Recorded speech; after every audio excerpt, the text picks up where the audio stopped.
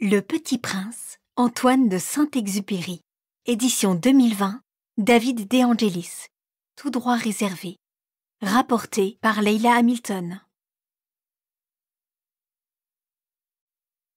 Antoine de Saint-Exupéry est né à Lyon le 29 juin 1900. Il passe son enfance chez sa tante près d'Ambérieu, puis fait ses études à Sainte-Croix-du-Mans en Suisse et à Paris où il prépare l'école navale. Cependant, il échoue à l'oral du concours d'entrée de cette école. Il décide alors de suivre les cours de l'école des beaux-arts. En 1921, il fait son service militaire à Strasbourg dans l'armée de l'air. Il apprend à piloter et dès lors sa carrière est tracée. Au sortir de l'armée en 1923, il fait différents métiers. Il se met à écrire et publie en 1925 son premier récit dont l'action se situe dans le monde de l'aviation. En 1926, Saint-Exupéry entre chez Latécoère, une société d'aviation qui assure le transport du courrier de Toulouse à Dakar, comme pilote. Puis il est nommé chef d'escale de Port-Juby, dans le Rio de Oro. C'est à cette époque qu'il écrit Courrier Sud, en 1929. En compagnie de Mermoz et de Guillaumet, il part pour l'Amérique du Sud afin d'y étudier la possibilité de créer de nouvelles lignes aériennes. Il publie en 1931 Vol de nuit, dont le succès est considérable. Cependant, la société Latécoère fait faillite. Rattaché à Air France en 1935, il essaie de battre le record Paris-Seignon en avion, sans succès. Puis en 1938, il essaye de relier New York à la Terre de Feu. Grièvement blessé au cours de sa tentative, il passe de longs mois de convalescence à New York. Il publie alors Terre des Hommes en 1939. Pendant la Seconde Guerre mondiale, il fait partie de l'armée de libération. Le pilotage lui est interdit car il est trop âgé. Cependant, Saint-Exupéry insiste pour obtenir des missions. Le 31 juillet 1944, il s'envole de Borgo, en Corse. Il ne reviendra jamais. Durant la guerre, il avait publié 3 ouvrages. Pilote de guerre, Lettre à un otage et Le Petit Prince, en 1943. À Léon Verte, je demande pardon aux enfants d'avoir dédié ce livre à une grande personne. J'ai une excuse sérieuse. Cette grande personne est le meilleur ami que j'ai au monde. J'ai une autre excuse. Cette grande personne peut tout comprendre, même les livres pour enfants. J'ai une 3e excuse. Cette grande personne habite la France où elle a faim et froid. Elle a bien besoin d'être consolée. Si toutes ces excuses ne suffisent pas, je veux bien dédier ce livre à l'enfant qu'a été autrefois cette grande personne. Toutes les grandes personnes ont d'abord été des enfants, mais peu d'entre elles s'en souviennent. Je corrige donc ma dédicace à Léon Verte quand il était petit garçon. Chapitre 1. Lorsque j'avais 6 ans, j'ai vu une fois une magnifique image dans un livre sur la forêt vierge qui s'appelait Histoire vécue. Ça représentait un serpent boa qui avalait un fauve. Voilà la copie du dessin. On disait dans le livre « Les serpents boa avalent leur proie tout entière, sans la mâcher. Ensuite, ils ne peuvent plus bouger et ils dorment pendant les 6 mois de leur digestion. » J'ai alors beaucoup réfléchi sur les aventures de la jungle et à mon tour, j'ai réussi, avec un crayon de couleur, à tracer mon premier dessin. Mon dessin numéro 1, il était comme ça. J'ai montré mon chef-d'œuvre aux grandes personnes et je leur ai demandé si mon dessin leur faisait peur. Elles m'ont répondu « Pourquoi un chapeau ferait-il peur ?» Mon dessin ne représentait pas un chapeau. Il représentait un serpent boa qui digérait un éléphant. J'ai alors dessiné l'intérieur du serpent boa, afin que les grandes personnes puissent comprendre. Elles ont toujours besoin d'explications. Mon dessin numéro 2 était comme ça. Les grandes personnes m'ont conseillé de laisser de côté les dessins de serpents boa ouverts ou fermés et de m'intéresser plutôt à la géographie, à l'histoire, au calcul et à la grammaire. C'est ainsi que j'ai abandonné à l'âge de 6 ans une magnifique carrière de peintre. J'avais été découragée par l'insuccès de mon dessin numéro 1 et de mon dessin numéro 2. Les grandes personnes ne comprennent jamais rien toutes seules, et c'est fatigant pour les enfants de toujours leur donner des explications. J'ai donc dû choisir un autre métier, et j'ai appris à piloter des avions. J'ai volé un peu partout dans le monde, Et la géographie, c'est exact, m'a beaucoup servi. Je savais reconnaître du premier coup d'œil la Chine de l'Arizona. C'est très utile si l'on est égaré pendant la nuit. J'ai ainsi eu, au cours de ma vie, des tas de contacts avec des tas de gens sérieux. J'ai beaucoup vécu chez les grandes personnes. Je les ai vus de très près. Ça n'a pas trop amélioré mon opinion. Quand j'en rencontrais une qui me paraissait un peu lucide, je faisais l'expérience sur elle de mon dessin numéro 1, que j'ai toujours conservé. Je voulais savoir si elle était vraiment compréhensive. Mais toujours elle me répondait « C'est un chapeau !» Alors, je ne lui parlais ni de serpent boa, ni de forêt vierge, ni d'étoiles. Je me mettais à sa portée. Je lui parlais de bridge, de golf, de politique et de cravate.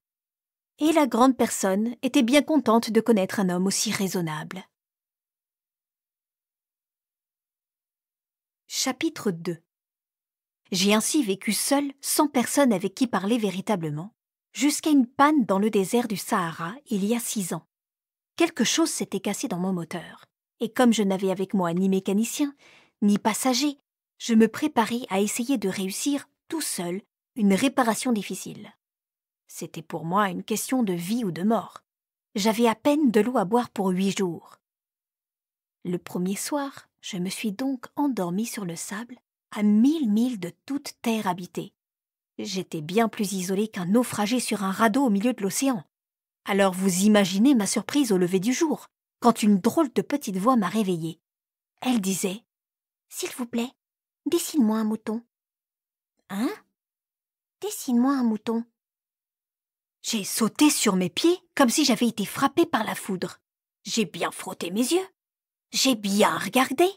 Et j'ai vu un petit bonhomme, tout à fait extraordinaire, qui me considérait gravement. Voilà le meilleur portrait que plus tard j'ai réussi à faire de lui. Mais mon dessin, bien sûr, est beaucoup moins ravissant que le modèle. Ce n'est pas ma faute, j'avais été découragée dans ma carrière de peintre par les grandes personnes à l'âge de 6 ans, et je n'avais rien appris à dessiner sauf les boas fermés et les boas ouverts. Je regardais donc cette apparition avec des yeux tout ronds d'étonnement. N'oubliez pas que je me trouvais à 1000 milles de toute région habitée. Or, mon petit bonhomme ne me semblait ni égaré, ni mort de fatigue, ni mort de faim, ni mort de soif, ni mort de peur. Il n'avait en rien l'apparence d'un enfant perdu au milieu du désert à 1000 milles de toute région habitée. Quand je réussis enfin à parler, je lui dis « Mais qu'est-ce que tu fais là ?» Il me répéta alors tout doucement, comme une chose très sérieuse « S'il vous plaît, dessine-moi un mouton. » Quand le mystère est trop impressionnant, on n'ose pas désobéir. Aussi absurde que cela me sembla à 1000 milles de tous les endroits habités et en danger de mort, je sortis de ma poche une feuille de papier et un stylographe. Mais je me rappelai alors que j'avais surtout étudié la géographie, l'histoire, le calcul et la grammaire. Et je dis au petit bonhomme, avec un peu de mauvaise humeur, que je ne savais pas dessiner. Il me répondit « Ça ne fait rien, dessine-moi un mouton. » Comme je n'avais jamais dessiné un mouton, je refis pour lui l'un des 2 seuls dessins dont j'étais capable, celui du boa fermé. Et je fus stupéfait d'entendre le petit bonhomme me répondre « Non, non, je ne veux pas d'un éléphant dans un boa. Un boa, c'est très dangereux et un éléphant, c'est très encombrant. Chez moi, c'est tout petit. J'ai besoin d'un mouton. Dessine-moi un mouton. » Alors, j'ai dessiné. Il regarda attentivement, puis « Non, celui-là est déjà très malade. Fais-en un autre. » Je dessinais. Mon ami sourit gentiment avec indulgence. « Tu vois bien, ce n'est pas un mouton, c'est un bélier. Il a des cornes. » Je refis donc encore mon dessin. Mais il fut refusé comme les précédents. « Celui-là est trop vieux. Je veux un mouton qui vive longtemps. » Alors, faute de patience, comme j'avais hâte de commencer le démontage de mon moteur, je griffonnai ce dessin-ci. Et je lançai. « Ça, c'est la caisse, le mouton que tu veux est dedans. » Mais je fus bien surpris de voir s'illuminer le visage de mon jeune juge. « C'est tout à fait comme ça que je le voulais. Crois-tu qu'il faille beaucoup d'herbe à ce mouton ? » ?»« Pourquoi ? » ?»« Parce que chez moi, c'est tout petit. »« Ça suffira sûrement. Je t'ai donné un tout petit mouton. » Il pencha la tête vers le dessin. « Pas si petit que ça. Tiens, il s'est endormi. » Et c'est ainsi que je fis la connaissance du Petit Prince. Chapitre 3. Il me fallut longtemps pour comprendre d'où il venait. Le Petit Prince, qui me posait beaucoup de questions, ne semblait jamais entendre les miennes. Ce sont des mots prononcés par hasard qui peu à peu m'ont tout révélé. Ainsi, quand il aperçut pour la première fois mon avion, « Je ne dessinerai pas mon avion, c'est un dessin beaucoup trop compliqué pour moi. » Il me demanda « Qu'est-ce que c'est que cette chose-là ?»« Ce n'est pas une chose, ça vole, c'est un avion, c'est mon avion. » Et j'étais fière de lui apprendre que je volais. Alors il s'écria « Comment? Tu es tombé du ciel ?»« Oui, » fis-je modestement. « Ah, ça c'est drôle !» Et le Petit Prince eut un très joli éclat de rire qui m'irrita beaucoup. Je désire que l'on prenne mes malheurs au sérieux. Puis il ajouta « Alors toi aussi tu viens du ciel? De quelle planète es-tu » J'entrevis aussitôt une lueur dans le mystère de sa présence, et j'interrogeai brusquement « Tu viens donc d'une autre planète ?» Mais il ne me répondit pas. Il hochait la tête doucement tout en regardant mon avion. « C'est vrai que là-dessus tu ne peux pas venir de bien loin. » Et il s'enfonça dans une rêverie qui dura longtemps. Puis, sortant mon mouton de sa poche, il se plongea dans la contemplation de son trésor. Vous imaginez combien j'avais pu être intriguée par cette demi-confidence sur les autres planètes. Je m'efforçai donc d'en savoir plus long. « D'où viens-tu, mon petit bonhomme? Où est-ce chez toi? Où veux-tu emporter mon mouton ?» Il me répondit après un silence méditatif. « Ce qui est bien avec la caisse que tu m'as donnée, c'est que la nuit, ça lui servira de maison. » Bien sûr, et si tu es gentil, je te donnerai aussi une corde pour l'attacher pendant le jour et un piquet. La proposition parut choquer le Petit Prince. « L'attacher? Quelle drôle d'idée !»« Mais si tu ne l'attaches pas, il ira n'importe où et il se perdra. » Et mon ami eut un nouvel éclat de rire. « Mais où veux-tu qu'il aille ? » ?»« N'importe où, droit devant lui. » Alors le Petit Prince remarqua gravement. « Ça ne fait rien. C'est tellement petit chez moi. » Et avec un peu de mélancolie peut-être, il ajouta « Droit devant soi, on ne peut pas aller bien loin. » Chapitre 4. J'avais ainsi appris une seconde chose très importante. C'est que sa planète d'origine était à peine plus grande qu'une maison. Ça ne pouvait pas m'étonner beaucoup. Je savais bien qu'en dehors des grosses planètes comme la Terre, Jupiter, Mars, Vénus, auxquelles on a donné des noms, il y en a des centaines d'autres qui sont quelquefois si petites qu'on a beaucoup de mal à les apercevoir au télescope.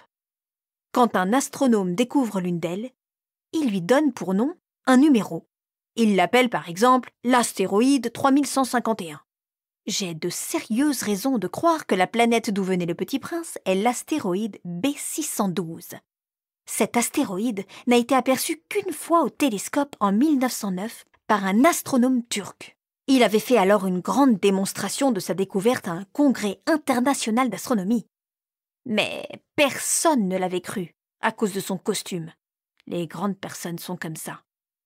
Heureusement pour la réputation de l'astéroïde B612, un dictateur turc imposa à son peuple, sous peine de mort, de s'habiller à l'européenne. L'astronome refit sa démonstration en 1920 dans un habit très élégant. Et cette fois-ci, tout le monde fut de son avis. Si je vous ai raconté ces détails sur l'astéroïde B612 et si je vous ai confié son numéro, c'est à cause des grandes personnes. Les grandes personnes aiment les chiffres. Quand vous leur parlez d'un nouvel ami, elles ne vous questionnent jamais sur l'essentiel.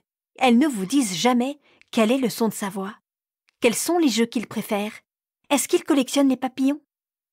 Elles vous demandent quel âge a-t-il, combien a-t-il de frères, combien pèse-t-il, combien gagne son père.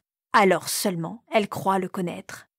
Si vous dites aux grandes personnes « J'ai vu une belle maison en briques roses avec des géraniums aux fenêtres et des colombes sur le toit », elles ne parviennent pas à s'imaginer cette maison.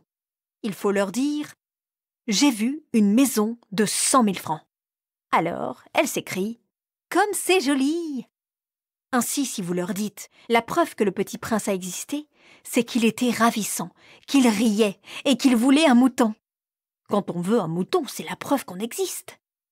Elles hausseront les épaules et vous traiteront d'enfant. Mais si vous leur dites La planète d'où ils venaient est l'astéroïde B612. Alors, elles seront convaincues et elles vous laisseront tranquille avec leurs questions. Elles sont comme ça. Il ne faut pas leur en vouloir. Les enfants doivent être très indulgents envers les grandes personnes. Mais bien sûr, nous qui comprenons la vie, nous nous moquons bien des numéros. J'aurais aimé commencer cette histoire à la façon des contes de fées. J'aurais aimé dire « Il était une fois un petit prince qui habitait une planète à peine plus grande que lui et qui avait besoin d'un ami. » Pour ceux qui comprennent la vie, ça aurait eu l'air beaucoup plus vrai. Car je n'aime pas qu'on lise mon livre à la légère. J'éprouve tant de chagrin à raconter ses souvenirs. Il y a 6 ans déjà que mon ami s'en est allé avec son mouton. Si j'essaie ici de le décrire, c'est afin de ne pas l'oublier. C'est triste d'oublier un ami. Tout le monde n'a pas eu un ami. Et je puis devenir comme les grandes personnes qui ne s'intéressent plus qu'aux chiffres. C'est donc pour ça encore que j'ai acheté une boîte de couleurs et des crayons. C'est dur de se remettre au dessin à mon âge quand on n'a jamais fait d'autres tentatives que celle d'un boa fermé et celle d'un boa ouvert à l'âge de 6 ans. J'essaierai bien sûr de faire des portraits le plus ressemblants possible, mais je ne suis pas tout à fait certain de réussir. Un dessin va, et l'autre ne ressemble plus. Je me trompe un peu aussi sur la taille. Ici, le petit prince est trop grand, là, il est trop petit. J'hésite aussi sur la couleur de son costume. Alors je tâtonne, comme ci et comme ça, tant bien que mal. Je me tromperai enfin sur certains détails plus importants. Mais ça, il faudra me le pardonner. Mon ami ne donnait jamais d'explication. Il me croyait peut-être semblable à lui. Mais moi, malheureusement, je ne sais pas voir les moutons à travers les caisses. Je suis peut-être un peu comme les grandes personnes. J'ai dû vieillir. Chapitre 5. Chaque jour, j'apprenais quelque chose sur la planète, sur le départ, sur le voyage. Ça venait tout doucement au hasard des réflexions. C'est ainsi que le 3e jour, je connus le drame des baobabs. Cette fois-ci encore, ce fut grâce aux moutons. Car brusquement, le petit prince m'interrogea comme pris d'un doute grave. « C'est bien vrai, n'est-ce pas que les moutons mangent les arbustes ?»« Oui, c'est vrai. »« Ah, je suis content. » Je ne compris pas pourquoi il était si important que les moutons mangeassent les arbustes. Mais le petit prince ajouta. « Par conséquent, ils mangent aussi les baobabs ?» Je fis remarquer au petit prince que les baobabs ne sont pas des arbustes, mais des arbres grands comme des églises, et que si même il emportait avec lui tout un troupeau d'éléphants, ce troupeau ne viendrait pas à bout d'un seul baobab. L'idée du troupeau d'éléphants fit rire le petit prince. Il faudrait les mettre les uns sur les autres. Mais il remarqua avec sagesse. Les baobabs, avant de grandir, ça commence par être petit. C'est exact. Mais pourquoi veux-tu que tes moutons mangent les petits baobabs ? Il me répondit. Ben, voyons. Comme s'il s'agissait là d'une évidence. Et il me fallut un grand effort d'intelligence pour comprendre à moi seul ce problème. Et en effet, sur la planète du Petit Prince, il y avait, comme sur toutes les planètes, de bonnes herbes et de mauvaises herbes. Par conséquent, de bonnes graines, de bonnes herbes et de mauvaises graines, de mauvaises herbes.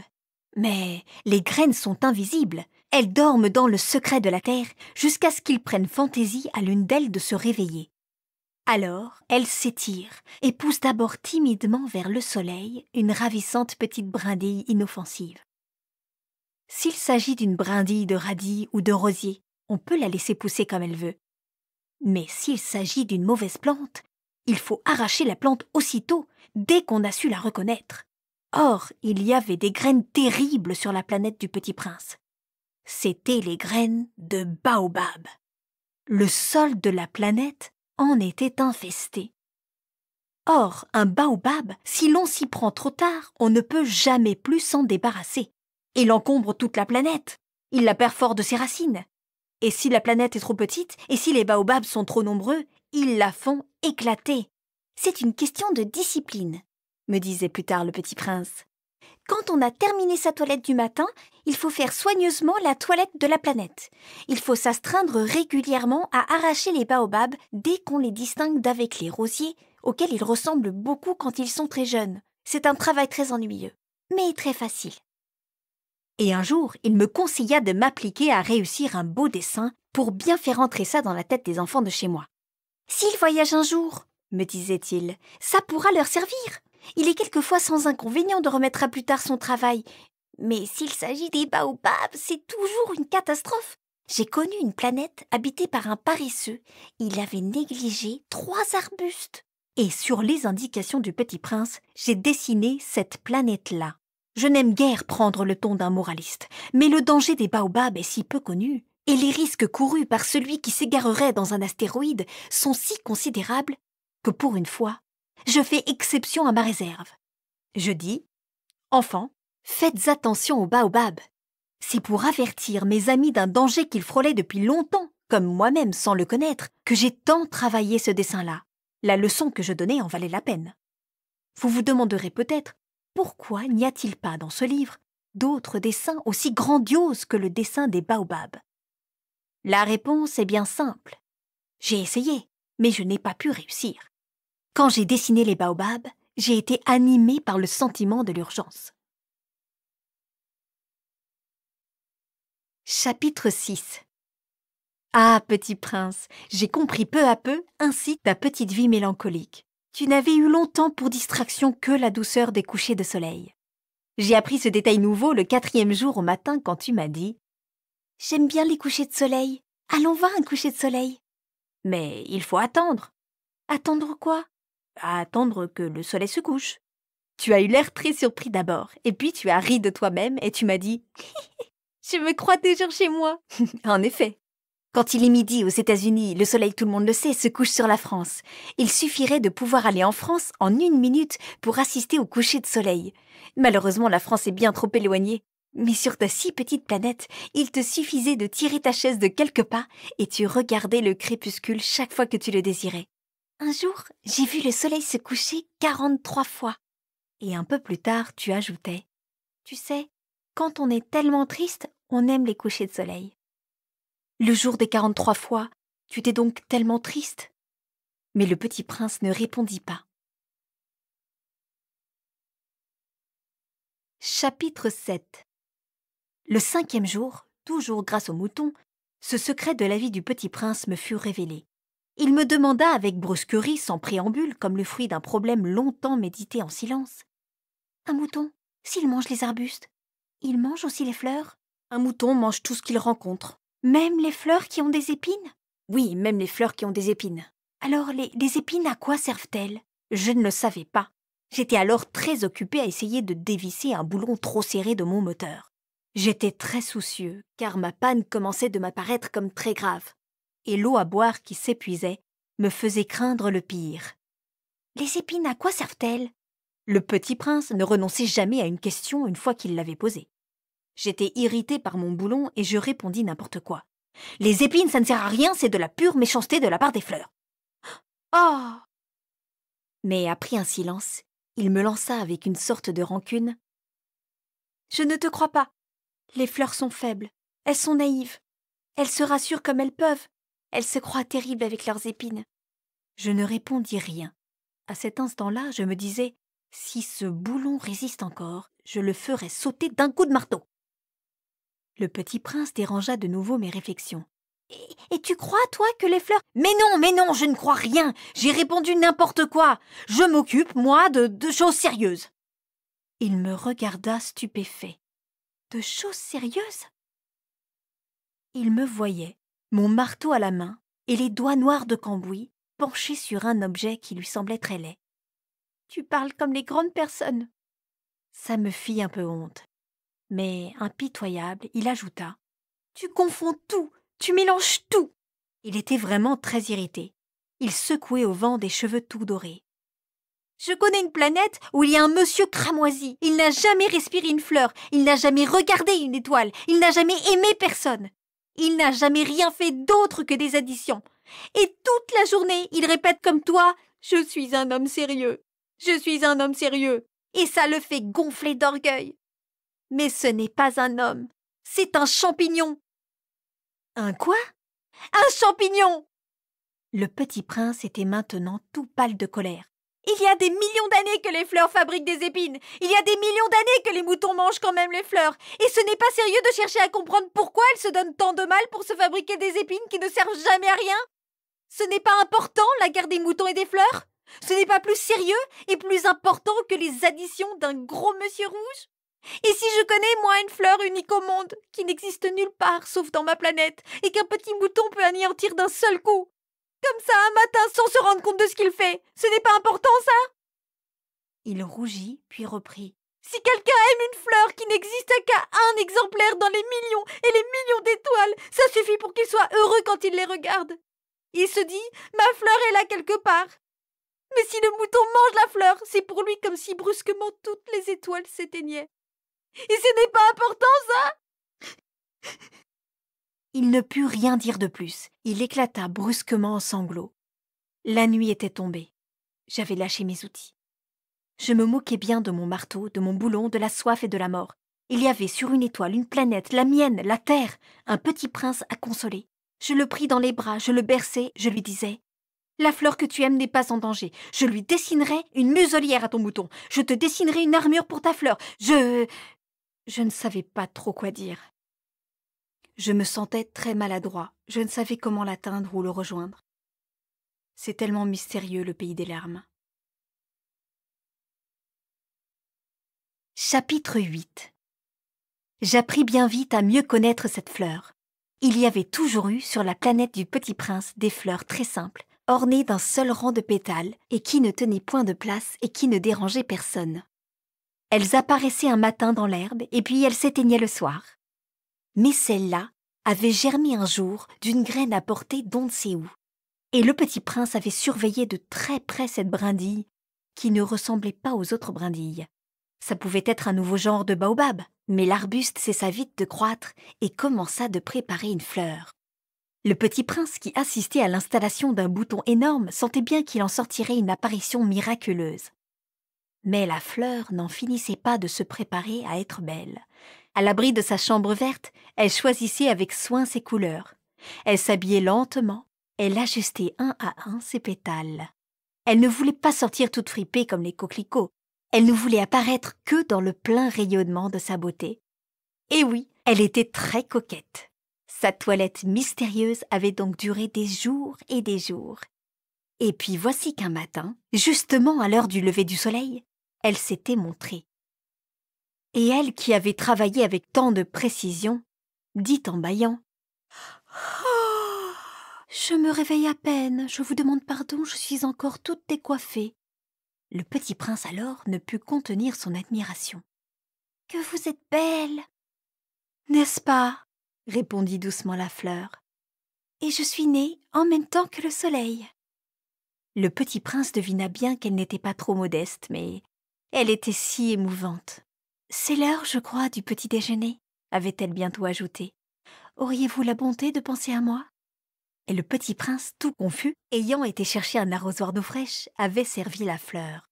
Ainsi l'avait-elle bien vite tourmentée par sa vanité un peu ombrageuse. Un jour, par exemple, parlant de ses 4 épines, elle avait dit au Petit Prince « Ils peuvent venir, les tigres, avec leurs griffes. »« Il n'y a pas de tigres sur ma planète, » avait objecté le Petit Prince. « Et puis, les tigres ne mangent pas l'herbe. »« Je ne suis pas une herbe, » avait doucement répondu la fleur. « Pardonnez-moi, je ne crains rien des tigres, mais j'ai horreur des courants d'air. Vous n'auriez pas un paravent ? » « Horreur des courants d'air ? Ce n'est pas de chance pour une plante, » avait remarqué le Petit Prince. « Cette fleur est bien compliquée. Le soir, vous me mettrez sous globe. Il fait très froid chez vous, c'est mal installé. Là d'où je viens... » Mais elle s'était interrompue. Elle était venue sous forme de graine. Elle n'avait rien pu connaître des autres mondes. Humiliée de s'être laissée surprendre à préparer un mensonge aussi naïf, elle avait toussé 2 ou 3 fois pour mettre le Petit Prince dans son tort. « Ce paravent, j'allais le chercher, mais vous me parliez. » Alors elle avait forcé sa toux pour lui infliger quand même des remords. Ainsi, le Petit Prince, malgré la bonne volonté de son amour, avait vite douté d'elle. Il avait pris au sérieux des mots sans importance et était devenu très malheureux. « J'aurais dû ne pas l'écouter, » me confia-t-il un jour. Il ne faut jamais écouter les fleurs. Il faut les regarder et les respirer. La mienne embaumait ma planète, mais je ne savais pas m'en réjouir. Cette histoire de griffes, qui m'avait tellement agacée, eût dû m'attendrir. Il me confia encore. Je n'ai alors rien su comprendre. J'aurais dû la juger sur les actes et non sur les mots. Elle m'embaumait et m'éclairait. Je n'aurais jamais dû m'enfuir. J'aurais dû deviner sa tendresse derrière ses pauvres ruses. Les fleurs sont si contradictoires. Mais j'étais trop jeune pour savoir l'aimer. Chapitre 9. Je crois qu'il profita pour son évasion d'une migration d'oiseaux sauvages. Au matin du départ, il mit sa planète bien en ordre.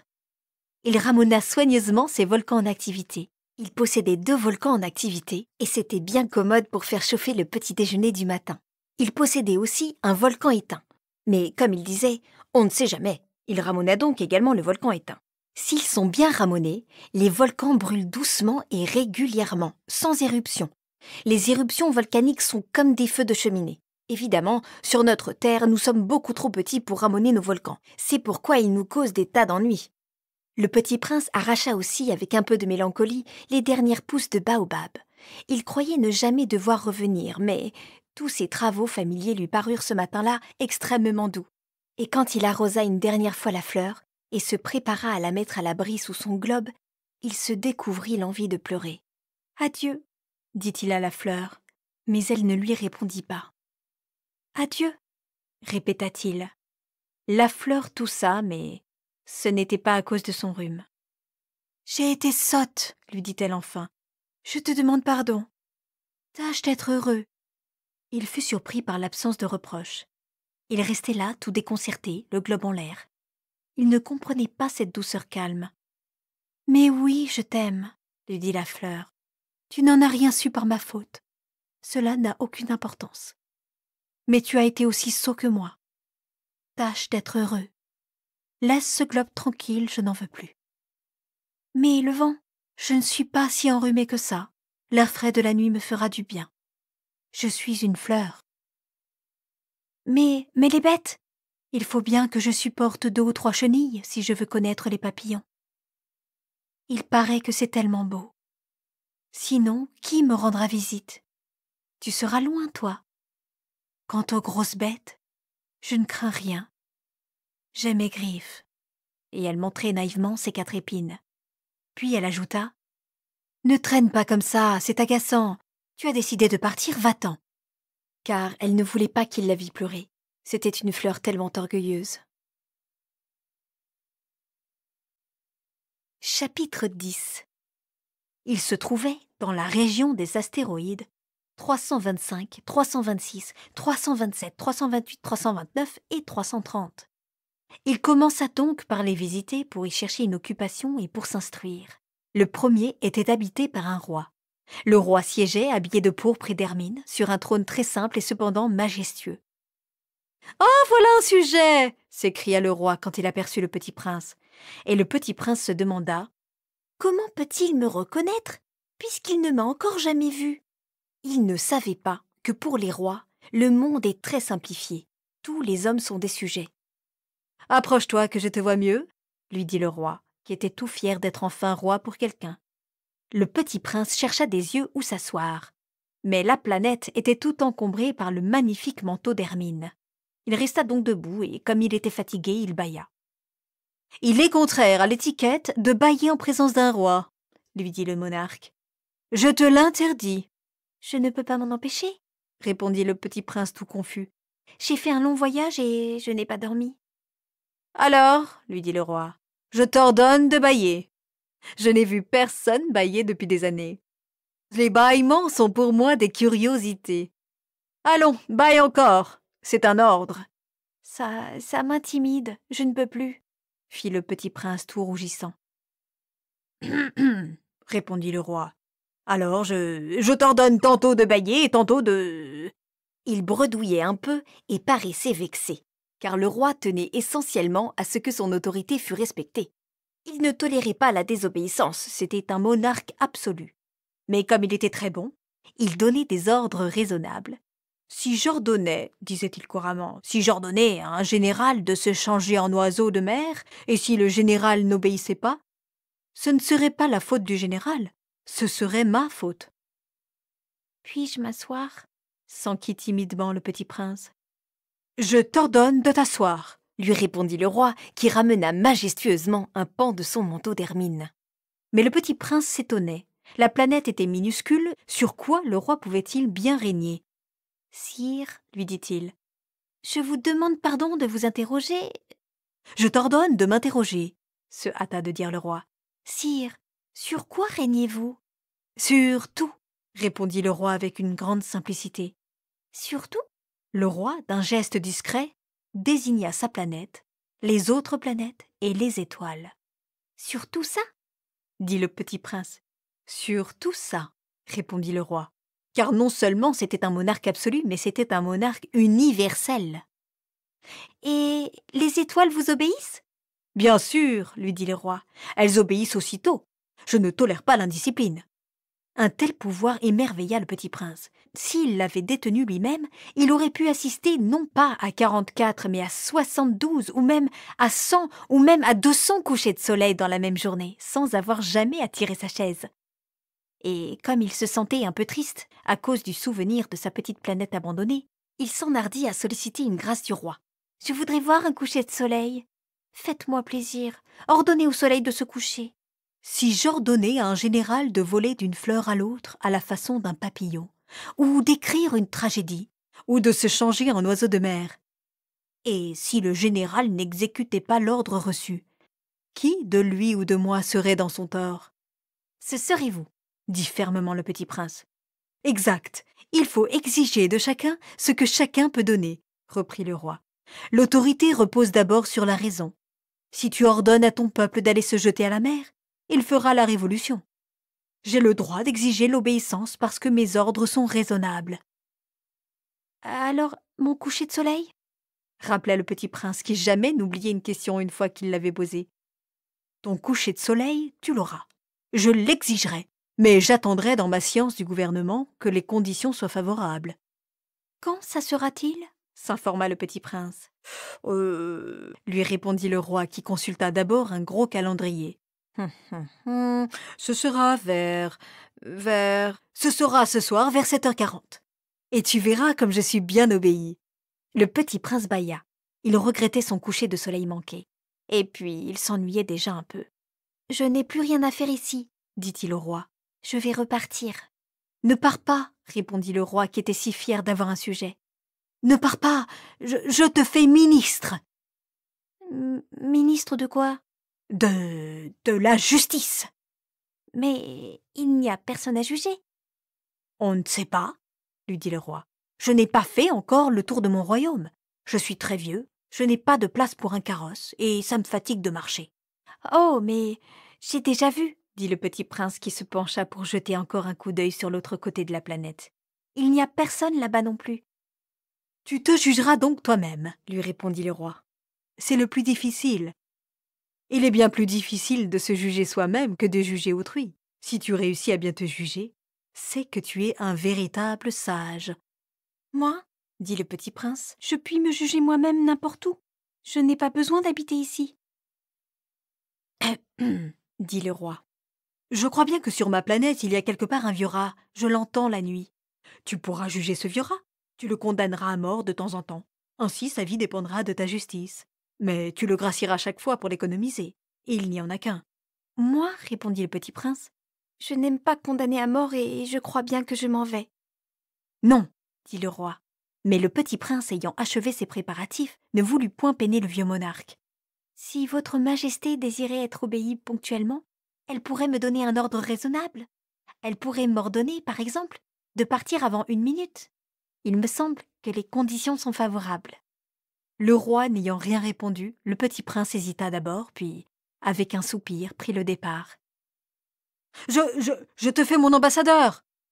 se hâta alors de crier le roi. Il avait un grand air d'autorité. « Les grandes personnes sont bien étranges », se dit le petit prince en lui-même durant son voyage. Chapitre 11. La seconde planète était habitée par un vaniteux. Voilà la visite d'un admirateur s'écria de loin le vaniteux dès qu'il aperçut le petit prince, car pour les vaniteux, les autres hommes sont des admirateurs. Bonjour, dit le petit prince. Vous avez un drôle de chapeau. C'est pour saluer, lui répondit le vaniteux. C'est pour saluer quand on m'acclame.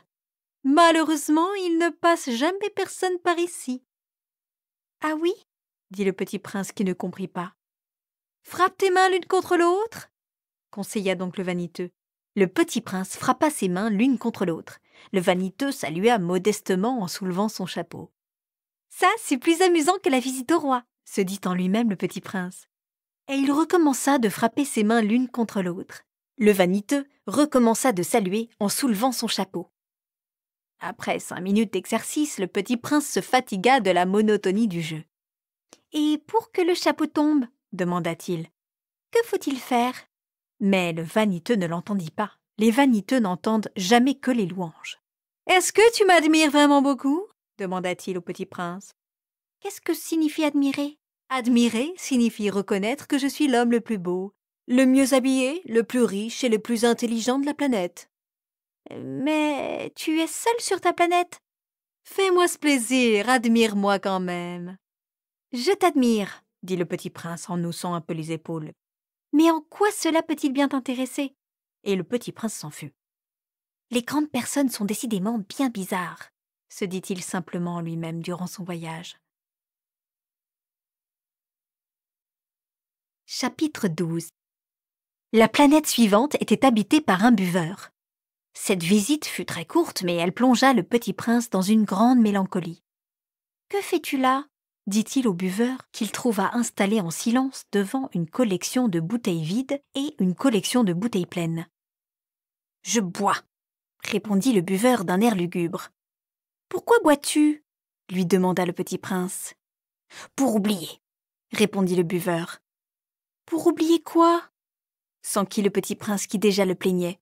« Pour oublier que j'ai honte, » avoua le buveur en baissant la tête. « Honte de quoi » s'informa le petit prince qui désirait le secourir. « Honte de boire » acheva le buveur qui s'enferma définitivement dans le silence. Et le petit prince s'en fut perplexe. « Les grandes personnes sont décidément très très bizarres, » se disait-il en lui-même durant le voyage. Chapitre 13. La 4e planète était celle du businessman. Cet homme était si occupé qu'il ne leva même pas la tête à l'arrivée du petit prince. « Bonjour, » lui dit celui-ci. « Votre cigarette est éteinte. » 3 et 2 font 5, 5 et 7, 12, 12 et 3, 15, bonjour. 15 et 7, 22, 22 et 6, 28. Pas le temps de la rallumer. 26 et 5, 31. Ouf, ça fait donc 501 622 731. 500 millions de quoi? Hein? Tu es toujours là, toi? 501 millions de... Je ne sais plus. J'ai tellement de travail, je suis sérieux, moi, je ne m'amuse pas à des balivernes. 2 et 5, 7. 501 millions de quoi? Répéta le petit prince qui jamais de sa vie n'avait renoncé à une question une fois qu'il l'avait posée. Le businessman leva la tête. Depuis 54 ans que j'habite cette planète-ci, je n'ai été dérangé que 3 fois. La première fois, ça a été il y a 22 ans par un hanneton qui était tombé Dieu sait d'où. Il répandait un bruit épouvantable et j'ai fait 4 erreurs dans une addition. La seconde fois, ça a été il y a 11 ans, par une crise de rhumatisme. Je manque d'exercice, je n'ai pas le temps de flâner. Je suis sérieux, moi. La 3e fois, la voici. Je disais donc 501 millions... Millions de quoi? Le businessman comprit qu'il n'était point d'espoir de paix. Millions de ces petites choses que l'on voit quelquefois dans le ciel. Des mouches? Mais non, des petites choses qui brillent. Des abeilles? Mais non, des petites choses dorées qui font rêvasser les fainéants. Mais je suis sérieux, moi, je n'ai pas le temps de rêvasser. Ah, des étoiles! C'est bien ça, des étoiles. Et que fais-tu de 500 millions d'étoiles? 501 622 731. Je suis sérieux, moi, je suis précis. Et que fais-tu de ces étoiles? Ce que j'en fais? Oui. Rien, je les possède. Tu possèdes les étoiles? Oui. Mais j'ai déjà vu un roi qui… Les rois ne possèdent pas, ils règnent sur. C'est très différent. Et à quoi cela te sert-il de posséder les étoiles? Ça me sert à être riche. Et à quoi cela te sert-il d'être riche? À acheter d'autres étoiles si quelqu'un en trouve. Celui-là, se dit-il en lui-même, le petit prince, il raisonne un peu comme mon ivrogne. Cependant, il posa encore des questions. Comment peut-on posséder les étoiles? À qui sont-elles? Riposta grincheux le businessman. Je ne sais pas, à personne. Alors elles sont à moi car j'y ai pensé le premier. Ça suffit? Bien sûr, quand tu trouves un diamant qui n'est à personne, il est à toi. Quand tu trouves une île qui n'est à personne, elle est à toi. Quand tu as une idée le premier, tu l'as fait breveter. Elle est à toi. Et moi, je possède les étoiles, puisque jamais personne avant moi n'a songé à les posséder. Ça c'est vrai, dit le petit prince. Et qu'en fais-tu? Je les gère, je les compte et je les recompte, dit le businessman. C'est difficile, mais je suis un homme sérieux. Le petit prince n'était pas satisfait encore. Moi, si je possède un foulard, je puis le mettre autour de mon cou et l'emporter. Moi, si je possède une fleur, je puis cueillir ma fleur et l'emporter. Mais tu ne peux pas cueillir les étoiles. Non, mais je puis les placer en banque. Qu'est-ce que ça veut dire? Ça veut dire que j'écris sur un petit papier le nombre de mes étoiles et puis j'enferme ma clé et ce papier-là dans un tiroir. Et c'est tout? Ça suffit. C'est amusant, pensa le petit prince. C'est assez poétique, mais ce n'est pas très sérieux. Le petit prince avait sur les choses sérieuses des idées très différentes des idées des grandes personnes. Moi, dit-il encore, je possède une fleur que j'arrose tous les jours. Je possède 3 volcans que je ramone toutes les semaines, car je ramone aussi celui qui est éteint, on ne sait jamais. C'est utile à mes volcans et c'est utile à ma fleur que je les possède. Mais tu n'es pas utile aux étoiles. Le businessman ouvrit la bouche mais ne trouva rien à répondre. Et le petit prince s'en fut. Les grandes personnes sont décidément tout à fait extraordinaires, se disait-il simplement en lui-même durant le voyage. Chapitre 14. La 5e planète était très curieuse. C'était la plus petite de toutes. Il y avait là juste assez de place pour loger un réverbère et un allumeur de réverbère. Le petit prince ne parvenait pas à s'expliquer à quoi pouvait servir quelque part dans le ciel, sur une planète sans maison ni population, un réverbère et un allumeur de réverbère. Cependant, il se dit en lui-même « Peut-être bien que cet homme est absurde, cependant il est moins absurde que le roi, que le vaniteux, que le businessman et que le buveur. Au moins son travail a-t-il un sens. Quand il allume son réverbère, c'est comme s'il faisait naître une étoile de plus ou une fleur. Quand il éteint son réverbère, ça endort la fleur ou l'étoile. C'est une occupation très jolie. C'est véritablement utile puisque c'est joli. » Lorsqu'il aborda la planète, il salua respectueusement l'allumeur. « Bonjour, pourquoi viens-tu d'éteindre ton réverbère ?»« C'est la consigne, » répondit l'allumeur. « Bonjour. Qu'est-ce que la consigne ?»« C'est d'éteindre mon réverbère. Bonsoir. » Et il le ralluma. « Mais pourquoi viens-tu de le rallumer ?»« C'est la consigne, » répondit l'allumeur. « Je ne comprends pas, » dit le petit prince. « Il n'y a rien à comprendre, » dit l'allumeur. « La consigne, c'est la consigne. »« Bonjour. » Et il éteignit son réverbère. Puis il s'épongea le front avec un mouchoir à carreaux rouges. « Je fais là un métier terrible. C'était raisonnable autrefois. J'éteignais le matin et j'allumais le soir. J'avais le reste du jour pour me reposer et le reste de la nuit pour dormir. Et depuis cette époque, la consigne a changé ? » « La consigne n'a pas changé, » dit l'allumeur. « C'est bien là le drame. La planète d'année en année a tourné de plus en plus vite et la consigne n'a pas changé. »« Alors ?» dit le petit prince. « Alors maintenant qu'elle fait un tour par minute, je n'ai plus une seconde de repos. J'allume et j'éteins une fois par minute. »« Ça c'est drôle. Les jours chez toi durent 1 minute ?»« Je fais là un métier terrible. »« Ce n'est pas drôle du tout, » dit l'allumeur. « Ça fait déjà 1 mois que nous parlons ensemble. »« 1 mois ? » ?»« Oui, 30 minutes, 30 jours. Bonsoir. » Et il ralluma son réverbère. Le petit prince le regarda et aima cette allumeur qui était tellement fidèle à la consigne. Il se souvint des couchers de soleil que lui-même allait autrefois chercher en tirant sa chaise. Il voulut aider son ami. « Tu sais, Je connais un moyen de te reposer quand tu voudras. Je veux toujours, dit l'allumeur, car on peut être à la fois fidèle et paresseux.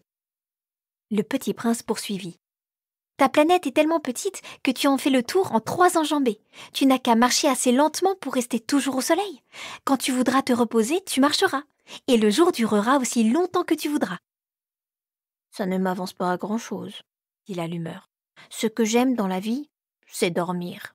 Ce n'est pas de chance, dit le petit prince. Ce n'est pas de chance, dit l'allumeur.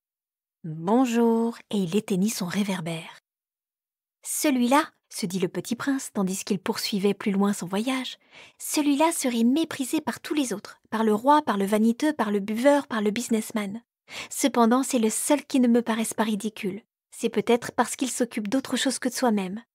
Il eut un soupir de regret et se dit encore « Celui-là est le seul dont j'eusse pu faire mon ami.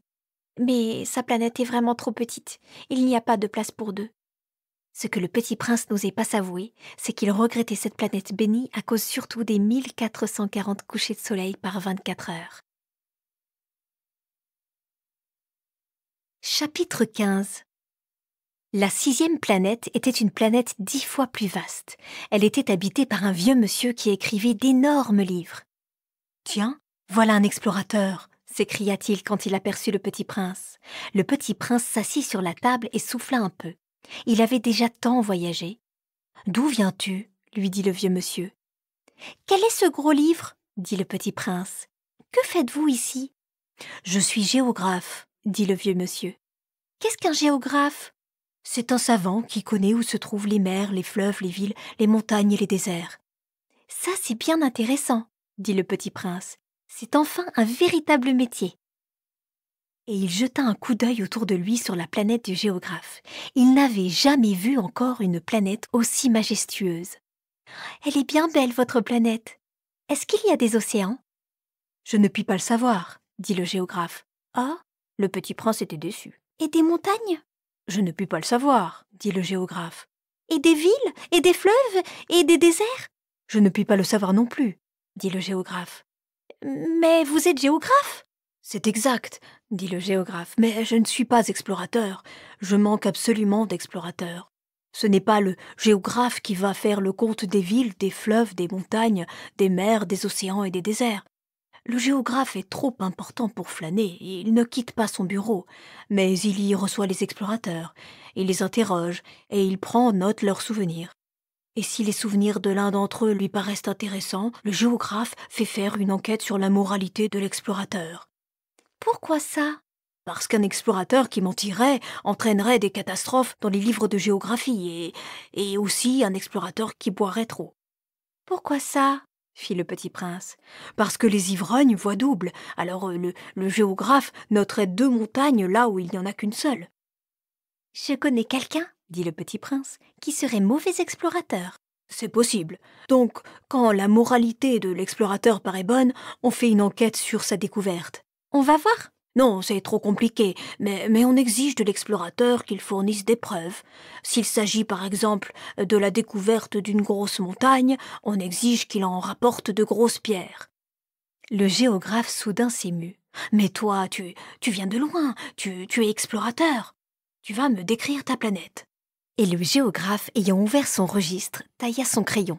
On note d'abord au crayon les récits des explorateurs. On attend pour noter à l'encre que l'explorateur ait fourni des preuves. « Alors » interrogea le géographe. « Oh, chez moi, » dit le petit prince, « ce n'est pas très intéressant, c'est tout petit.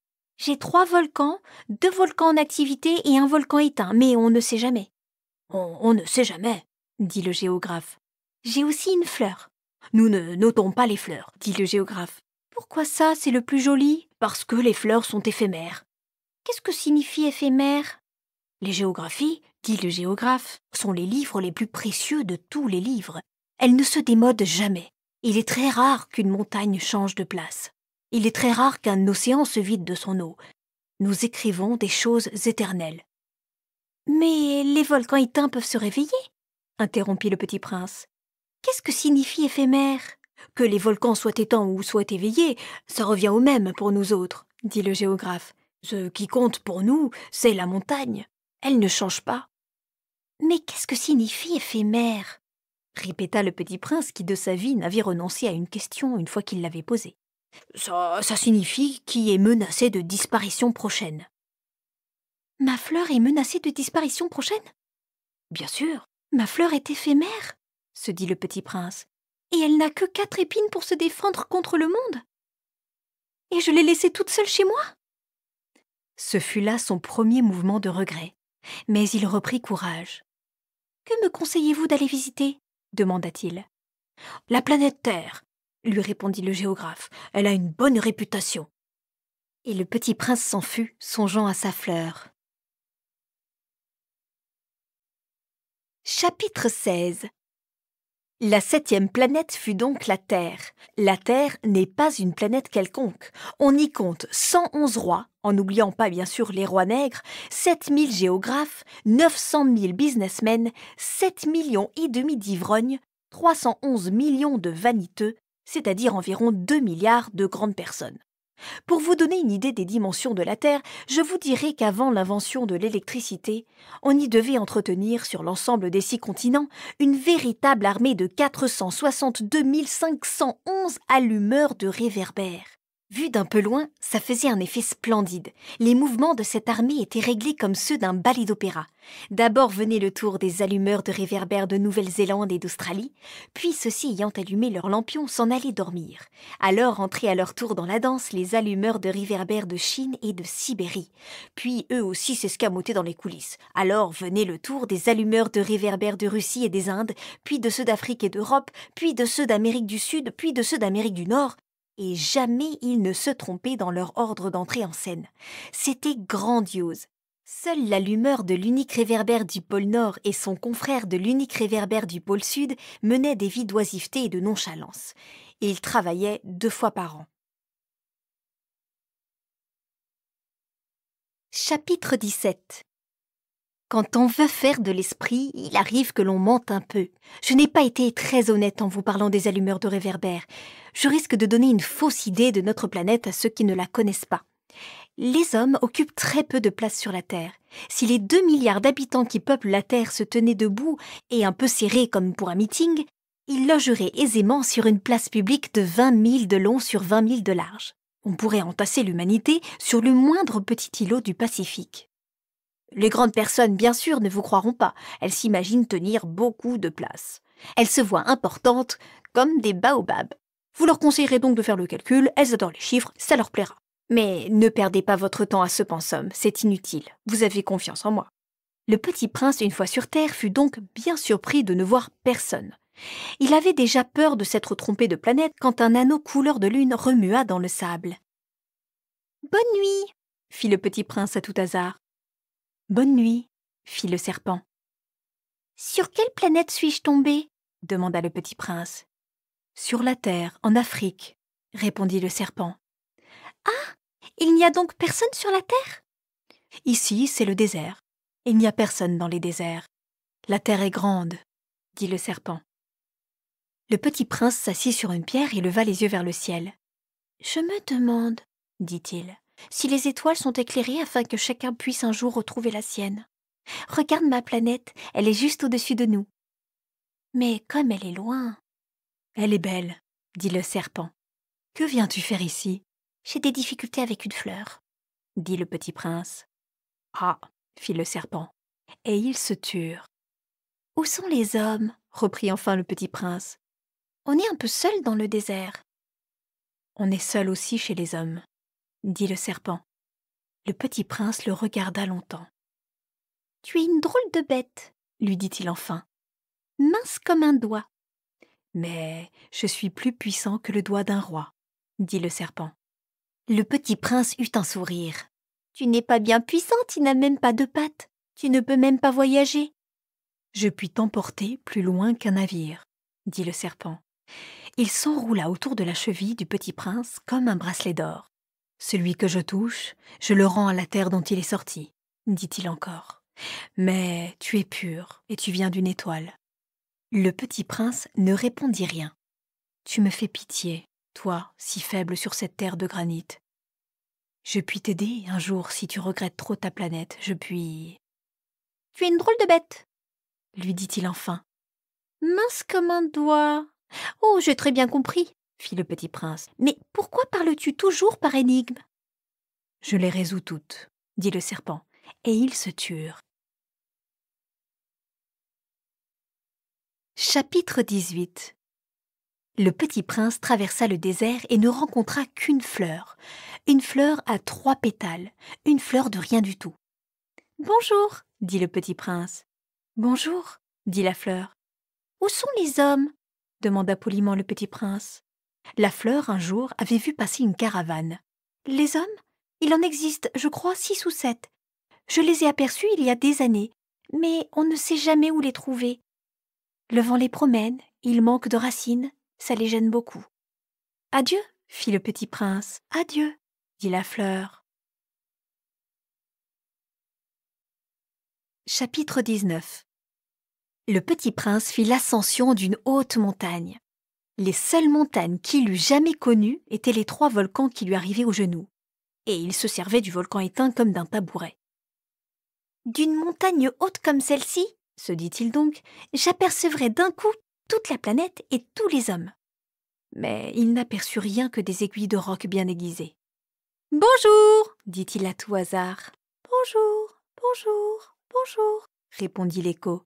« Qui êtes-vous » dit le petit prince. « Qui êtes-vous? Qui êtes-vous? Qui êtes-vous » répondit l'écho. « Soyez mes amis, je suis seul, dit-il. « Je suis seul, je suis seul, je suis seul, répondit l'écho. « Quelle drôle de planète, pensa-t-il alors. Elle est toute sèche et toute pointue et toute salée, et les hommes manquent d'imagination. Ils répètent ce qu'on leur dit. Chez moi, j'avais une fleur. Elle parlait toujours la première. » Chapitre 20. Mais il arriva que le petit prince, ayant longtemps marché à travers les sables, les rocs et les neiges, découvrit enfin une route. Et les routes vont toutes chez les hommes. « Bonjour, dit-il. C'était un jardin fleuri de roses. « Bonjour, dirent les roses. Le petit prince les regarda. Elles ressemblaient toutes à sa fleur. « Qui êtes-vous » leur demanda-t-il stupéfait. « Nous sommes des roses, dirent les roses. « Ah » fit le petit prince. Et il se sentit très malheureux. Sa fleur lui avait raconté qu'elle était seule de son espèce dans l'univers. Et voici qu'il en était 5000 toutes semblables dans un seul jardin. « Elle serait bien vexée, se dit-il. Si elle voyait ça, elle tousserait énormément et ferait semblant de mourir pour échapper au ridicule. Et je serais bien obligée de faire semblant de la soigner, car sinon, pour m'humilier moi aussi, elle se laisserait vraiment mourir.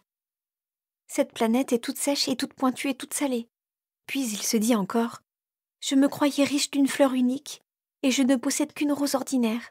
Ça et mes 3 volcans qui m'arrivent aux genoux, et dont l'un peut-être est éteint pour toujours. Ça ne fait pas de moi un bien grand prince. » Et couché dans l'herbe, il pleura. Chapitre 21. C'est alors qu'apparut le renard. « Bonjour, dit le renard. « Bonjour, répondit poliment le petit prince, qui se retourna mais ne vit rien. « Je suis là, dit la voix, sous le pommier. »« Qui es-tu » dit le petit prince. « Tu es bien joli. »« Je suis un renard, dit le renard. »« Viens jouer avec moi, lui proposa le petit prince. « Je suis tellement triste. »« Je ne puis pas jouer avec toi, dit le renard. « Je ne suis pas apprivoisé. »« Ah, pardon, fit le petit prince. Mais après réflexion, il ajouta. « Qu'est-ce que signifie apprivoiser ?»« Tu n'es pas d'ici, dit le renard. « Que cherches-tu ?»« Je cherche les hommes, dit le petit prince. « Qu'est-ce que signifie apprivoiser ?»« Les hommes, dit le renard, ils ont des fusils et ils chassent. C'est bien gênant, ils élèvent aussi des poules. C'est leur seul intérêt. Tu cherches des poules ? Non, dit le petit prince. Je cherche des amis. Qu'est-ce que signifie apprivoiser ? C'est une chose trop oubliée, dit le renard. Ça signifie créer des liens. Créer des liens ? Bien sûr, dit le renard. Tu n'es encore pour moi qu'un petit garçon tout semblable à 100 000 petits garçons. Et je n'ai pas besoin de toi, et tu n'as pas besoin de moi non plus. Je ne suis pour toi qu'un renard semblable à 100 000 renards. Mais si tu m'apprivoises, nous aurons besoin l'un de l'autre. Tu seras pour moi unique au monde, je serai pour toi unique au monde. Je commence à comprendre, dit le petit prince. Il y a une fleur, je crois qu'elle m'a apprivoisé. C'est possible, dit le renard. On voit sur la terre toutes sortes de choses. Oh, ce n'est pas sur la terre, dit le petit prince. Le renard parut très intrigué. Sur une autre planète? Oui. Il y a des chasseurs sur cette planète-là? Non. Ça, c'est intéressant. Et des poules? Non. Rien n'est parfait, soupira le renard. Mais le renard revint à son idée.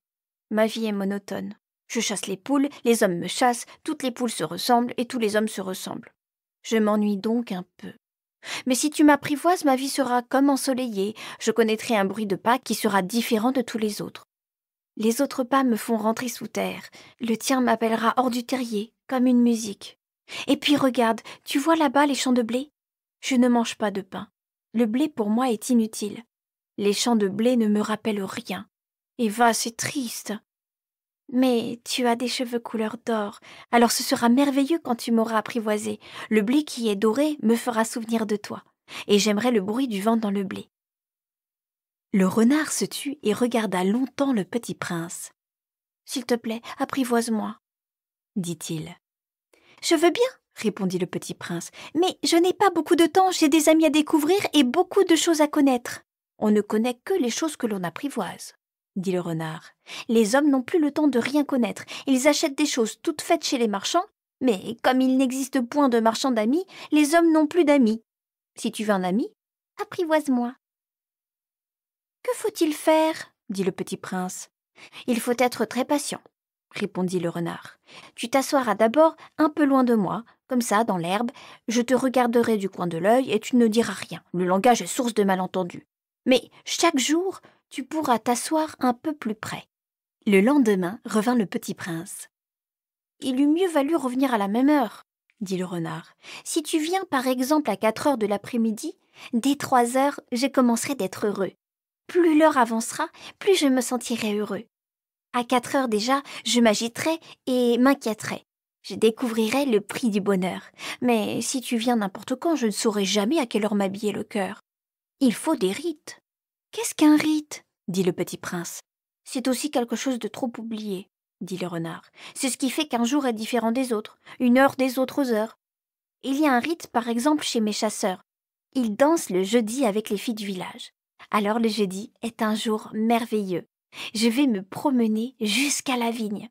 Si les chasseurs dansaient n'importe quand, les jours se ressembleraient tous et je n'aurais point de vacances. » Ainsi le petit prince apprivoisa le renard, et quand l'heure du départ fut proche, « Ah, dit le renard, je pleurerai. »« C'est ta faute, dit le petit prince. Je ne te souhaitais point de mal, mais tu as voulu que je t'apprivoise. »« Bien sûr, dit le renard. »« Mais tu vas pleurer, dit le petit prince. »« Bien sûr, dit le renard. »« Alors tu n'y gagnes rien. »« J'y gagne, dit le renard, à cause de la couleur du blé. » Puis il ajouta. « Va revoir les roses, tu comprendras que la tienne est unique au monde. Si tu viens par exemple à 4 heures de l'après-midi dès 3 heures, je commencerai d'être heureux. Tu reviendras me dire adieu et je te ferai cadeau d'un secret. » Le petit prince s'en fut revoir les roses. « Vous n'êtes pas du tout semblable à ma rose. Vous n'êtes rien encore, leur dit-il. Personne ne vous a apprivoisé et vous n'avez apprivoisé personne. Vous êtes comme était mon renard. Ce n'était qu'un renard semblable à 100 000 autres, mais j'en ai fait mon ami, et il est maintenant unique au monde. » Et les roses étaient gênées. « Vous êtes belles, mais vous êtes vides, » leur dit-il encore. « On ne peut pas mourir pour vous. Bien sûr, ma rose à moi, un passant ordinaire croirait qu'elle vous ressemble. Mais à elle seule, elle est plus importante que vous toutes puisque c'est elle que j'ai arrosée, puisque c'est elle que j'ai mise sous globe, puisque c'est elle que j'ai abritée par le paravent, puisque c'est elle dont j'ai tué les chenilles, sauf les 2 ou 3 pour les papillons, puisque c'est elle que j'ai écouté se plaindre ou se vanter, ou même quelquefois se taire, puisque c'est ma rose. » Et il revint vers le renard. « Adieu, dit-il. « Adieu, dit le renard. Voici mon secret, il est très simple. On ne voit bien qu'avec le cœur. L'essentiel est invisible pour les yeux. »« L'essentiel est invisible pour les yeux, » répéta le petit prince afin de se souvenir. « C'est le temps que tu as perdu pour ta rose, qui fait ta rose si importante. C'est le temps que j'ai perdu pour ma rose. » fit le petit prince afin de se souvenir. Et couché dans l'herbe, il pleura. Les hommes ont oublié cette vérité, Dit le renard. mais tu ne dois pas l'oublier, tu deviens responsable pour toujours de ce que tu as apprivoisé. Tu es responsable de ta rose. Je suis responsable de ma rose, répéta le petit prince afin de se souvenir. Chapitre 22. Bonjour, dit le petit prince. Bonjour, dit l'aiguilleur. Que fais-tu ici? Dit le petit prince. Je trie les voyageurs par paquet de 1000, dit l'aiguilleur, et j'expédie les trains qui les emportent tantôt vers la droite, tantôt vers la gauche. Et un rapide illuminé, grondant comme le tonnerre, fit trembler la cabine d'aiguillage. Ils sont bien pressés, dit le petit prince. Que cherche-t-il? L'homme de la locomotive l'ignore lui-même, dit l'aiguilleur, et gronda en sens inverse un second rapide illuminé. Ils reviennent déjà? Demanda le petit prince. Ce ne sont pas les mêmes, dit l'aiguilleur. C'est un échange. Ils n'étaient pas contents là où ils étaient? On n'est jamais content là où l'on est, dit l'aiguilleur, et gronda le tonnerre d'un troisième rapide illuminé. Ils poursuivent les premiers voyageurs? Demanda le petit prince. Ils ne poursuivent rien du tout, dit l'aiguilleur. Ils dorment là-dedans, ou bien ils bâillent. Les enfants seuls écrasent leur nez contre les vitres. Les enfants seuls savent ce qu'ils cherchent, fit le petit prince. Ils perdent du temps pour une poupée de chiffon, et elle devient très importante. Et si on la leur enlève, ils pleurent. Ils ont de la chance, dit l'aiguilleur. Chapitre 23. Bonjour, dit le petit prince. Bonjour, dit le marchand. C'était un marchand de pilules perfectionnées qui apaisent la soif. On en avale une par semaine et l'on n'éprouve plus besoin de boire. Pourquoi vends-tu ça? Dit le petit prince. C'est une grosse économie de temps, dit le marchand. Les experts ont fait des calculs. On épargne 53 minutes par semaine. Et que fait-on de ces 53 minutes? On en fait ce que l'on veut. Moi, se dit le petit prince, si j'avais 53 minutes à dépenser, je marcherais tout doucement vers une fontaine. Chapitre 24. Nous en étions au 8e jour de ma panne dans le désert, et j'avais écouté l'histoire du marchand en buvant la dernière goutte de ma provision d'eau. Ah, dis-je au petit prince, ils sont bien jolis tes souvenirs, mais je n'ai pas encore réparé mon avion, je n'ai plus rien à boire, et je serais heureux, moi aussi, si je pouvais marcher tout doucement vers une fontaine. Mon ami le renard, me dit-il, mon petit bonhomme, il ne s'agit plus du renard. Pourquoi? Parce qu'on va mourir de soif. Il ne comprit pas mon raisonnement. Il me répondit « C'est bien d'avoir eu un ami, même si l'on va mourir. » Moi, je suis bien content d'avoir eu un ami renard. Il ne mesure pas le danger, me dis-je. Il n'a jamais ni faim, ni soif, un peu de soleil lui suffit. Mais il me regarda et répondit à ma pensée. « J'ai soif aussi. Cherchons un puits. » J'eus un geste de lassitude. Il est absurde de chercher un puits au hasard dans l'immensité du désert. Cependant, nous nous mîmes en marche. Quand nous eûmes marché des heures en silence, la nuit tomba et les étoiles commencèrent de s'éclairer. Je les apercevais comme en rêve, ayant un peu de fièvre à cause de ma soif. Les mots du petit prince dansaient dans ma mémoire. « Tu as donc soif toi aussi ?» lui demandai-je. Mais il ne répondit pas à ma question. Il me dit simplement « L'eau peut aussi être bonne pour le cœur. » Je ne compris pas sa réponse, mais je me tus. Je savais bien qu'il ne fallait pas l'interroger.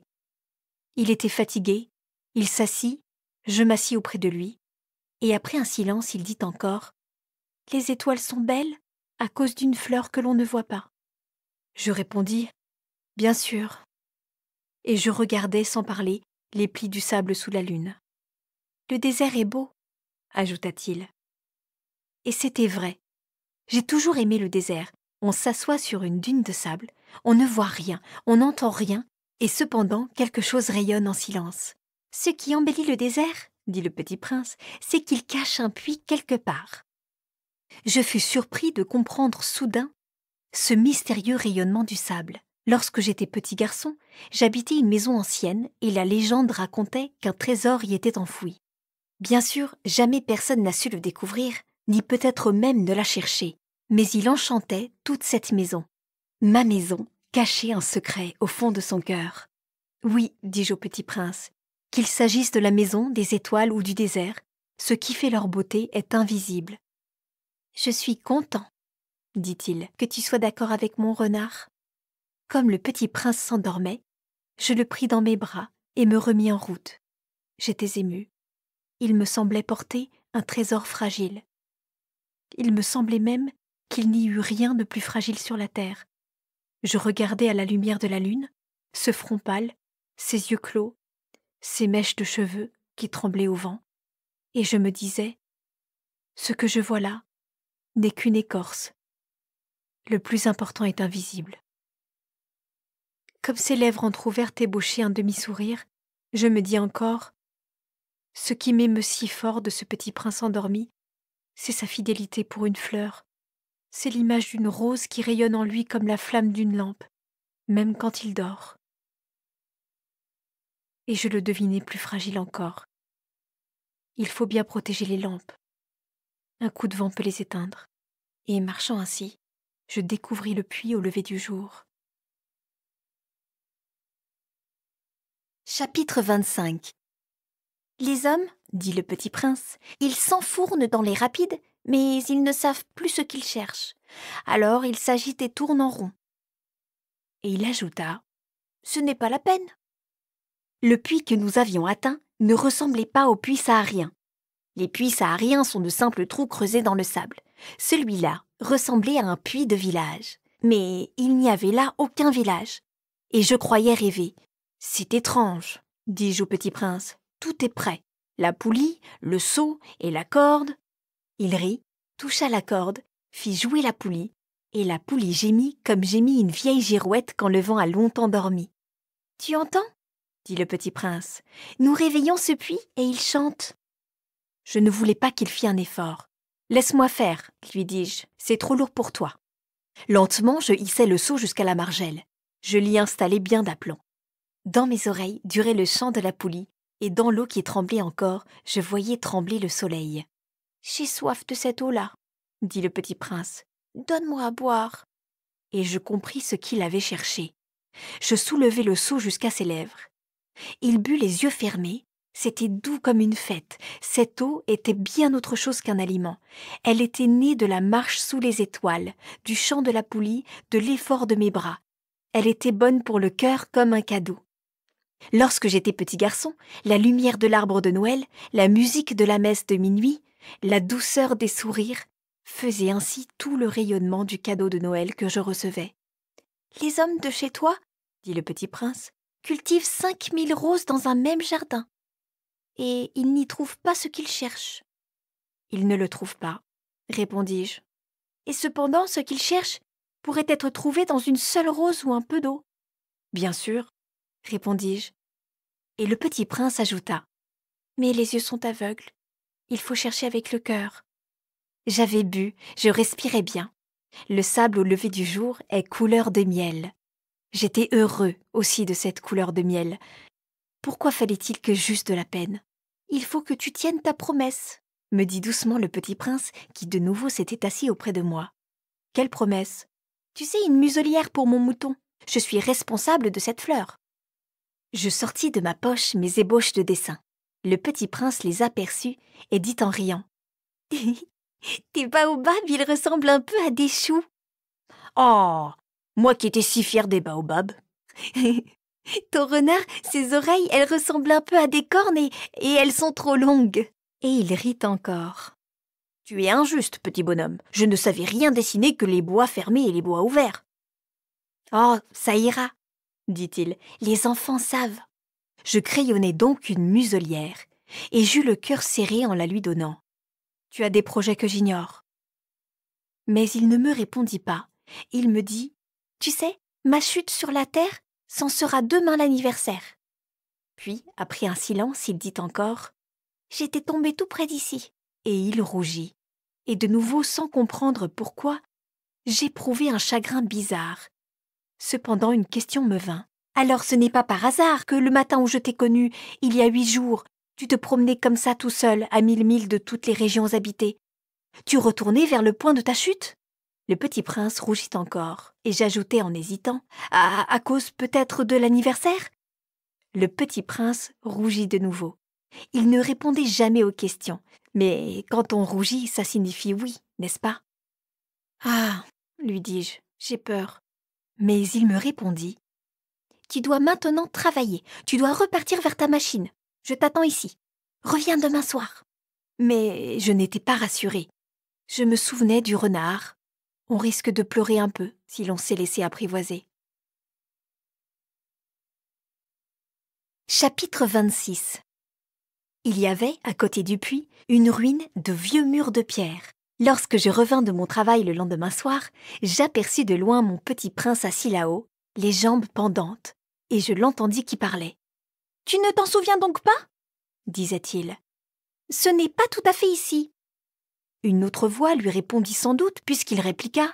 « Si, c'est bien le jour, mais ce n'est pas ici l'endroit. » Je poursuivis ma marche vers le mur. Je ne voyais ni n'entendais toujours personne. Pourtant le petit prince répliqua de nouveau. « Bien sûr, tu verras où commence ma trace dans le sable. Tu n'as qu'à m'y attendre, j'y serai cette nuit. » J'étais à 20 mètres du mur et je ne voyais toujours rien. Le petit prince dit encore après un silence. « Tu as du bon venin? Tu es sûr de ne pas me faire souffrir longtemps ?» Je fis halte, le cœur serré, mais je ne comprenais toujours pas. « Maintenant, va-t'en, dit-il. Je veux redescendre. » Alors j'abaissai moi-même les yeux vers le pied du mur et je fis un bond. Il était là, dressé vers le petit prince, un de ces serpents jaunes qui vous exécutent en 30 secondes. Tout en fouillant ma poche pour en tirer mon revolver, je pris le pas de course. Mais, au bruit que je fis, le serpent se laissa doucement couler dans le sable, comme un jet d'eau qui meurt, et, sans trop se presser, se faufila entre les pierres avec un léger bruit de métal. Je parvins au mur juste à temps pour y recevoir dans les bras mon petit bonhomme de prince, pâle comme la neige. « Quelle est cette histoire-là? Tu parles maintenant avec les serpents ?» J'avais défait son éternel cache-nez d'or. Je lui avais mouillé les tempes et l'avais fait boire. Et maintenant, je n'osais plus rien lui demander. Il me regarda gravement et m'entoura le cou de ses bras. Je sentais battre son cœur comme celui d'un oiseau qui meurt quand on l'a tiré à la carabine. Il me dit « Je suis content que tu aies trouvé ce qui manquait à ta machine. Tu vas pouvoir rentrer chez toi. » « Comment sais-tu » Je venais justement lui annoncer que contre toute espérance, j'avais réussi mon travail. Il ne répondit rien à ma question, mais il ajouta « Moi aussi aujourd'hui je rentre chez moi. » Puis, mélancolique, « C'est bien plus loin, c'est bien plus difficile. » Je sentais bien qu'il se passait quelque chose d'extraordinaire. Je le serrais dans les bras comme un petit enfant. Et cependant il me semblait qu'il coulait verticalement dans un abîme, sans que je pusse rien pour le retenir. Il avait le regard sérieux, perdu très loin. « J'ai ton mouton, et j'ai la caisse pour le mouton, et j'ai la muselière. » Et il sourit avec mélancolie. J'attendis longtemps, je sentais qu'il se réchauffait peu à peu. « Petit bonhomme, tu as eu peur. » Il avait eu peur, bien sûr, mais il rit doucement. « J'aurai bien plus peur ce soir. » De nouveau, je me sentis glacée par le sentiment de l'irréparable, et je compris que je ne supportais pas l'idée de ne plus jamais entendre ce rire. C'était pour moi comme une fontaine dans le désert. « Petit bonhomme, je veux encore t'entendre rire. » Mais il me dit « Cette nuit, ça fera 1 an. Mon étoile se trouvera juste au-dessus de l'endroit où je suis tombée l'année dernière. » Petit bonhomme, n'est-ce pas que c'est un mauvais rêve, cette histoire de serpent et de rendez-vous et d'étoiles? Mais il ne répondit pas à ma question. Il me dit « Ce qui est important, ça ne se voit pas, bien sûr. C'est comme pour la fleur. Si tu aimes une fleur qui se trouve dans une étoile, c'est doux la nuit de regarder le ciel. Toutes les étoiles sont fleuries. Bien sûr. C'est comme pour l'eau. Celle que tu m'as donnée à boire était comme une musique, à cause de la poulie et de la corde. Tu te rappelles? Elle était bonne. Bien sûr. Tu regarderas la nuit, les étoiles. C'est trop petit chez moi pour que je te montre où se trouve la mienne. C'est mieux comme ça. Mon étoile, ça sera pour toi une des étoiles. Alors toutes les étoiles, tu aimeras les regarder. Elles seront toutes tes amies. Et puis je vais te faire un cadeau. » Il rit encore. Ah, petit bonhomme, j'aime entendre ce rire. Justement, ce sera mon cadeau. Ce sera comme pour l'eau. Que veux-tu dire? Les gens ont des étoiles qui ne sont pas les mêmes. Pour les uns qui voyagent, les étoiles sont des guides. Pour d'autres, elles ne sont rien que de petites lumières. Pour d'autres qui sont savants, elles sont des problèmes. Pour mon businessman, elles étaient de l'or. Mais toutes ces étoiles-là se taisent. Toi, tu auras des étoiles comme personne n'en a. Que veux-tu dire? Quand tu regarderas le ciel la nuit, puisque j'habiterai dans l'une d'elles, puisque je rirai dans l'une d'elles, alors ce sera pour toi comme si riaient toutes les étoiles. Tu auras, toi, des étoiles qui savent rire. Et il rit encore. Et quand tu seras consolé, on se console toujours, tu seras content de m'avoir connu. Tu seras toujours mon ami. Tu auras envie de rire avec moi. Et tu ouvriras parfois ta fenêtre comme ça, pour le plaisir. Et tes amis seront bien étonnés de te voir rire en regardant le ciel. Alors tu leur diras « Oui, les étoiles, ça me fait toujours rire. » Et ils te croiront fou. Je t'aurai joué un bien vilain tour. Et il rit encore. Ce sera comme si je t'avais donné au lieu d'étoiles des tas de petits grelots qui savent rire. Et il rit encore. Puis il redevint sérieux. Cette nuit, tu sais, ne viens pas. Je ne te quitterai pas. J'aurai l'air d'avoir mal. J'aurai un peu l'air de mourir. C'est comme ça. Ne viens pas voir ça. Ce n'est pas la peine. Je ne te quitterai pas. Mais il était soucieux. Je te dis ça, c'est à cause aussi du serpent. Il ne faut pas qu'il te morde.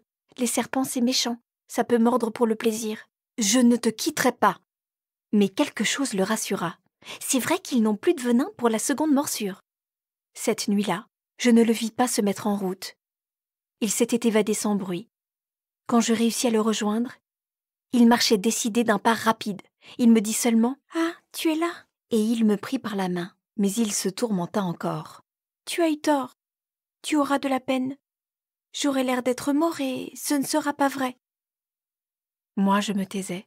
« Tu comprends, c'est trop loin. Je ne peux pas emporter ce corps-là. C'est trop lourd. » Moi, je me taisais. « Mais ce sera comme une vieille écorce abandonnée. Ce n'est pas triste, les vieilles écorces. » Moi, je me taisais.